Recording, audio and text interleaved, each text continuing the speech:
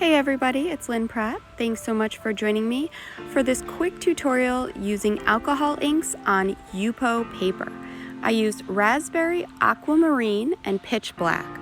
I started by just putting 91% alcohol on the paper, adding my inks into it, and by using a squirter, a straw, and a hairdryer, a combination of all three, I added part by part, trying to get as many outlined areas as I could.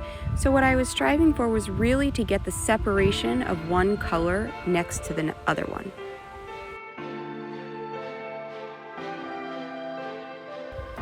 I continued adding layer after layer, letting each one dry in between, and that helps get those dividing areas between the colors and spaces that you add more and more ink to.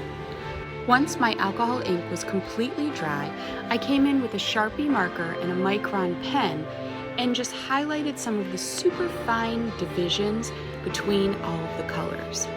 I then came in using my black alcohol ink and a super fine brush and highlighted the other areas that were divisions between all the colors.